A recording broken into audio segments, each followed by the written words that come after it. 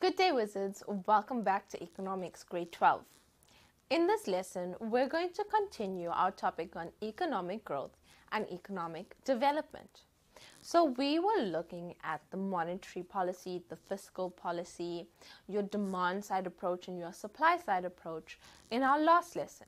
In this lesson, we're going to continue on our supply side approach. So let's get straight into it. Firstly, let's look at the creation of growth in an economy, wizards. A supply-side approach includes anything that can influence the aggregate supply of goods and services. This is with the focus of microeconomic components, for example, competition and potential output.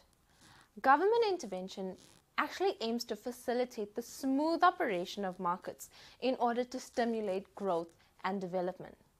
Remember, with our demand side approach, we looked at macroeconomic components. With your supply side approach, we look at microeconomic components. So let's look at the South African approach to the supply side approach. The South African approach actually aims to improve the effectiveness and efficiency of markets. In order to do this, the market has to operate more equitably and inclusively. Being races that were oppressed in apartheid must now be accommodated for in the mainstream economy if it's actually to work more efficiently. Business efficiency should be complied to taxes, and they must be collected efficiently. Capital formation must increase, and human resources must be supported in order to improve and free advisory services. Now, remember, we need to make sure that our economy is improving, so advisory services must be made available as well so that the business can then improve along with it. The cost of doing business must be lowered. For example, transport, communication, energy costs. These are things that need to decrease, and these are part of the cost of a business. So let's look at the evaluation of the South African approaches that are used in South Africa. And this is specifically pertaining to growth and development policies. So let's look at growth or macroeconomic policies, wizards. Firstly, you have higher economic growth. We want to achieve higher levels of employment and price stability on goods or services. We're looking at improving our exchange rate, at having exchange rate stability. And lastly, economic equity. So improved economic growth actually leads to higher tax revenue, which can then be used in order to provide more social goods and services with the aim of achieving economic development. Now, the measures should be evaluated in terms of international benchmark. So the measures of high economic growth, of high levels of employment, of price stability, these should all be measured at international benchmarks. Let's look at some of our development policies, wizards. Firstly, microeconomic initiatives.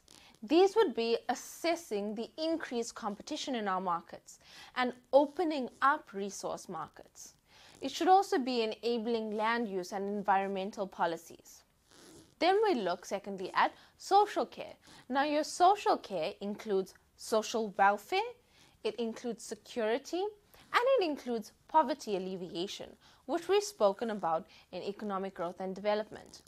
Now, policies in order to redress past inequalities include your Employment Equity Act, your BEE, your triple BEE, which the key terms we have described, which is your Black Economic Empowerment, and your broad-based Black Economic Empowerment, affirmative action. So these are some of the policies that have been developed. Also, we spoke about land redistribution and land restitution.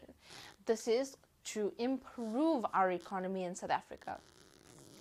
Third, we look at macroeconomic characteristics and desired outcomes. This would be when the standard of living is low, as per the capita income is increased.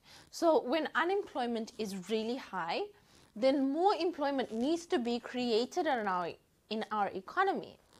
like, for example, a public sector work program or encouraging entrepreneurship.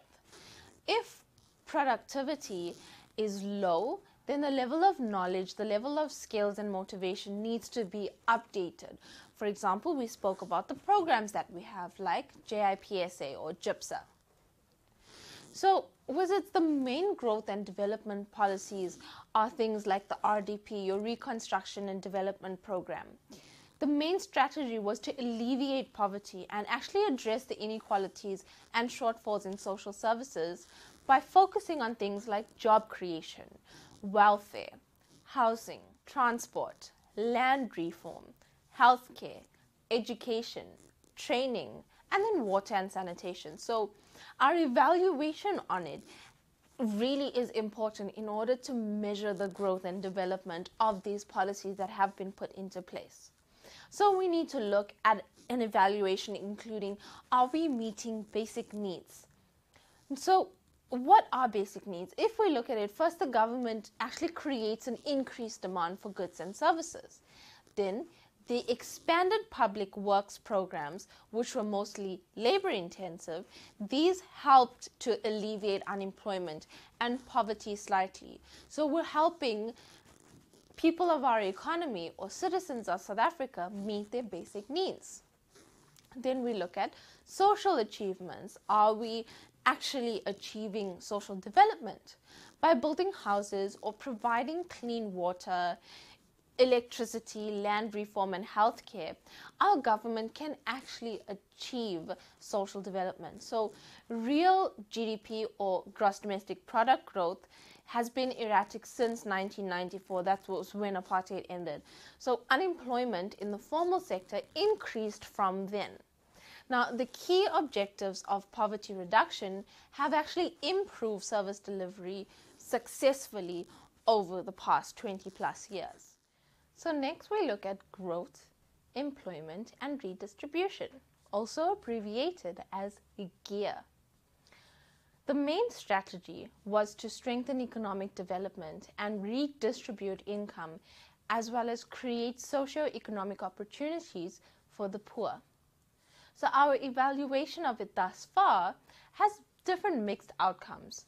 So, for example, it's brought greater financial discipline and macroeconomic stability into our country. Now, there has been a real reduction in our fiscal deficit, meaning less than 3% of it in terms of our international benchmarks. Inflation has dropped, which is a good thing, mostly to within inflation targets. Our foreign exchange reserves have increased, which is a good thing. We have more reserves in our bank. Failure to create sustainable job opportunities means that there is still a high rate of unemployment in our country, and failure to redistribute wealth more evenly means that there's still a high level of poverty and a low level of wealth, which is why we're still a developing country.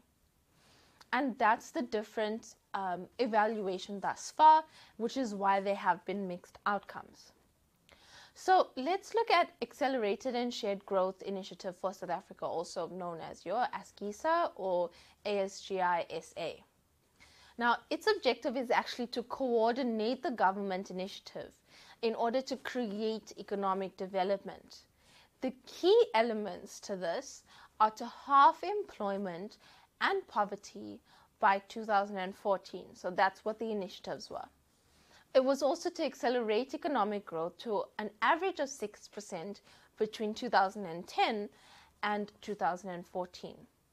Our evaluation of it has shown that there has been a growth in infrastructure investment, especially in the public sector, meaning our infrastructure has improved as an economy. We have developed. Also, employment growth has lagged behind economic growth, which is the reason why real wage increases are higher than productivity.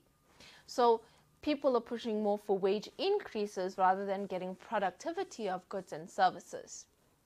Now, the second economic strategy actually helped slightly to reduce unemployment through the expanded public works program, meaning that poor economic growth and high unemployment has occurred for the youth of today. So looking at the initiatives and the policies that have been put into place.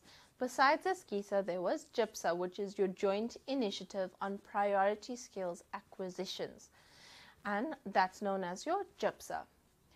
This is the skills development arm of ASGISA, which focuses on skills development, especially through the SETAs in the education sector. Then you also have your Expanded Public Works Program, also known as your EPWP. This is actually a nationwide government intervention which to create employment uses labor-intensive methods. Now, to give people the skills that they need in order to use to find jobs when they start to work, in the EPWP, this is done. So it's a public works program to provide people with the skills that they're needed, or the relevant skills and training that's needed when they need a job opportunity or when they need to start working. You also have your New Growth Path, which is known as your NGP. Now, the New Growth Path's aim is to actually enhance growth. It's to create employment and create greater equity. The strategy is to identify key sectors as job drivers, and it's to promote and support industries and sectors that can actually drive job creation. Ultimately, Wizards, we want more job opportunities, higher salaries, and a higher infrastructure to have better economic growth and development. Understand? So our focus is to create 5 million jobs by this year, which is 2020, which will reduce unemployment from 25% to 15%. These are policies and procedures put into place in order to help us grow. So let's look at the National Development Plan, which is your NDP. The National Development Plan sets out to expand economic opportunities through investment in the infrastructure of our country. So more innovation, more private investments being put in, and more entrepreneurships being built. So innovation, meaning more people are motivated with ideas. Private investments, meaning people are investing in companies and businesses, and entrepreneurships, meaning people are starting ideas from scratch to start businesses and increase job opportunities of their own.